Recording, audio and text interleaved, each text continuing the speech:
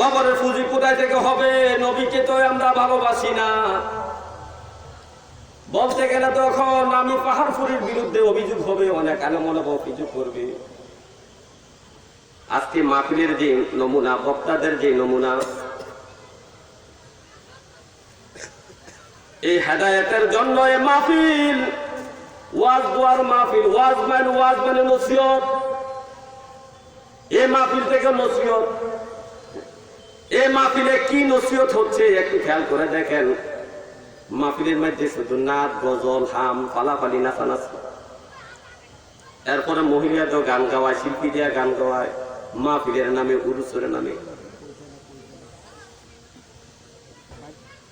আরে ওয়াজ নসিহত হলো আলেমের কাজ, আর গান গাওয়া, নাচ গাওয়া হলো শিল্পীর কাজ। তুমি শিল্পী হইতে যাও কেন?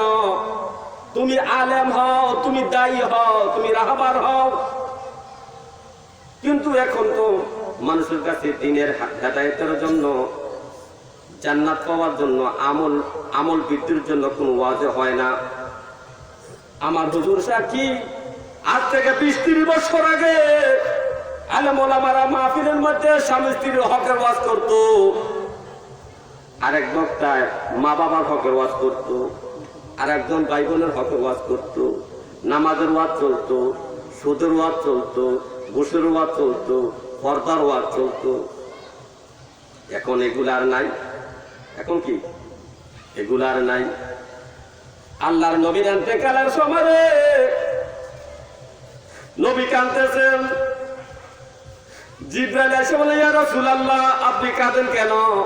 আপনার তো খুশি হওয়ার কথা, আনন্দিত হওয়ার কথা।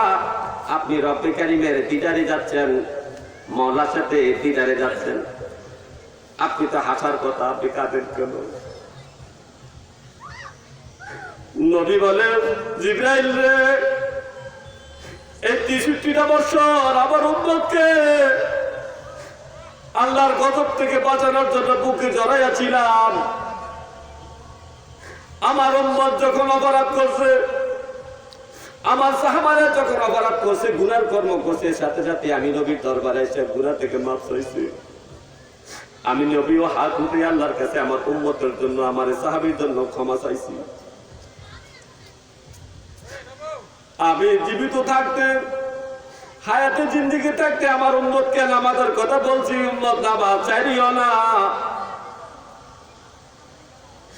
গুনাহ হইলে তওবা করো, হালাল কামাই করো, হারাম খাইও না, মা বাবার সাথে বেয়াদবি করো না, স্ত্রীর হক আদায় করো, এগুলা বলছি। কিন্তু আমি চলে গেলে আমার উম্মতকে এই আদেশগুলা কে করবে? উপদেশগুলা কারা দিবে? আমার উম্মতকে কারা হেদায়েতের বাণী দিবে? আমি কার কাছে আমার উম্মতকে রেখে যাব? একটু গভীর মনোযোগ দেন। জিবরাইল বলে, ইয়া রাসূলুল্লাহ, আপনি যে চিন্তায়, যে টেনশনে কান্না করতেছেন, একটু সময় দেন, আমার রব্বে কারীমের কাছে জিজ্ঞাসা করে আসি, এর কি সমাধান আছে। আপনি রব্বে কারীমের দিদারে যাবেন, আপনার এখন কান্নার কথা না, কিন্তু উম্মতের কত মায়া আপনার দিলের মধ্যে, আপনার কলিজার মধ্যে।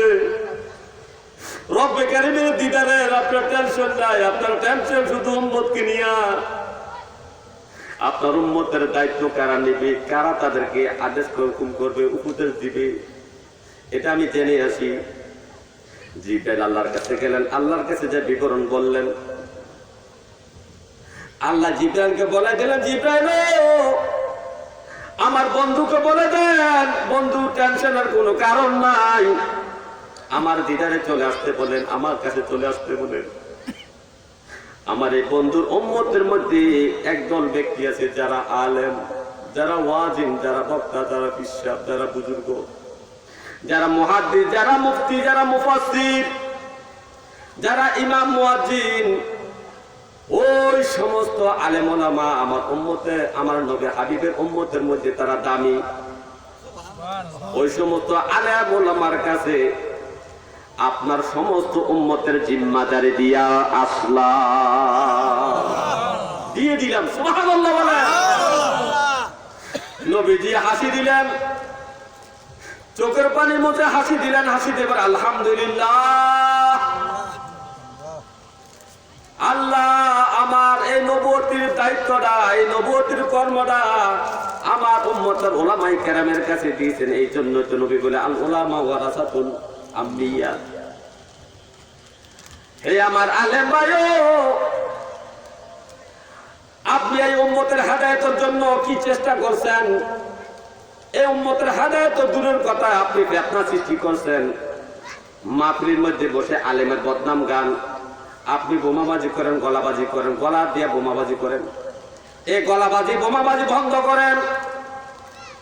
কারণ আল্লাহ নিজে বলে আমার বান্দাদেরকে উত্তম ভাষায় নরম সরে দিনের দিকে তাকো, হেদায়েতের দিকে তাকো। গলা দিয়া চেঁচাচেঁচি করে মানুষকে হেদায়েতের দাওয়াত দেওয়া যায় না। এইগুলো তো রেকর্ড হয়ে যাচ্ছে, এগুলো তো ইন্টারনেটে চলে যাবে। অনেক আলেম ওলামা ফেসবুকে অনেক জায়গায় আমার বিরুদ্ধে মন্তব্য করবে। খেয়াল রাখবেন, বুখারী শরীফের হাদিস, কুল্লুকুম রাঈন ওয়া কুল্লুকুম মাসউলুন আন রাইয়াতিহি।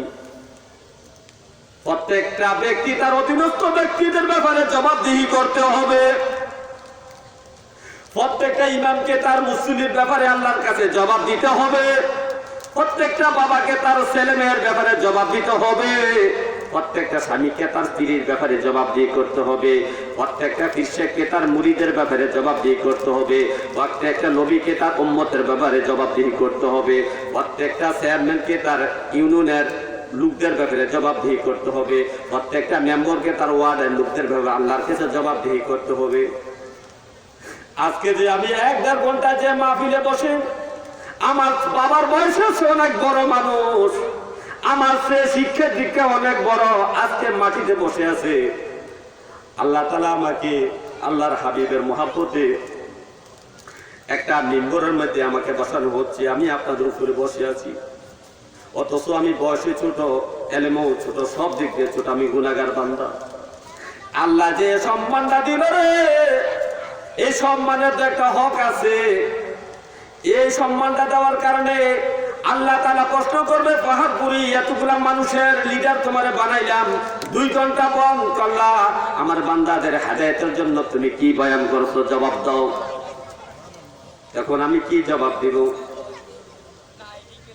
এই উম্মত যে আজকে দাঁড়িয়ে রাখে না, এর জন্য জবাবদিহি করতে হবে আলেম ওলামাকে। এই ওয়াজিন বক্তাদেরকে, মুহাদ্দিসদেরকে, মুফতিদেরকে, পিশাবদেরকে, ইমাম মুয়াজ্জিনদেরকে, মুফাসসিরদেরকে, মুফতি কেরামকে এই সমস্ত বিষয়ে জবাব দিতে হবে। কেন জবাব দিতে হবে? কারণ দাড়ির কি ফজিলত, দাড়ির কি প্রয়োজনীয়তা, দাড়ির গুরুত্ব আমরা যুবকদেরকে বুঝাইতে পারি নাই। এই দাড়ির গুরুত্ব যদি আমরা যুবকদেরকে বুঝাইতে পারতাম, দাড়ির কি মর্যাদা যদি যুবকদেরকে আমরা বুঝাইতে পারতাম, দাড়ির কি ফজিলত, দাড়ির ব্যাপারে নবীজি কি বলছেন, আউলিয়া কেরাম কি বলছেন, এই সমস্ত বিষয় যদি আমরা বিস্তারিত দাড়ির ব্যাপারে বর্ণনা দিতে পারতাম, তাহলে আমার বাংলাদেশের একটা যুবক দাড়ি ছাড়া থাকতো না। তাহলে এটা আমাদের ব্যর্থতা, আমরা সেই দায়িত্ব পালন করি নাই। বলেন তো, এই 30 বছরের মধ্যে কয়টা মাহফিলে দাড়ির বিষয় ওয়াজ শুনছেন? দাড়ির বিষয় আলোচনা করলে 2 থেকে 2.5 ঘন্টা আলোচনা করা যাবে সাধারণভাবে। দাড়ির বর্ণনা শুধু, এই বর্ণনা কোন মাহফিলে কোন বক্তার মুখে শুনেছেন বলেন?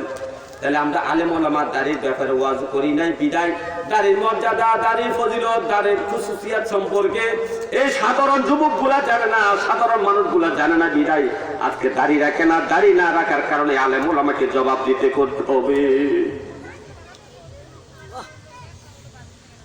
যে কথা বলতেছিলাম, আমি তো অন্য কাজে চলে গেলাম।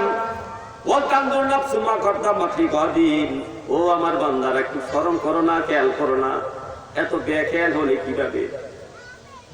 দুনিয়া সুখের জন্য কত কিছু করলা, যে কবরে তুমি 40,000 বছর থাকবা, ওই কবরের কথা একটু স্মরণ করো না। এই কবরের জন্য তুমি কি প্রেরণ করছো, কি পাঠাইছো? তুমি যদি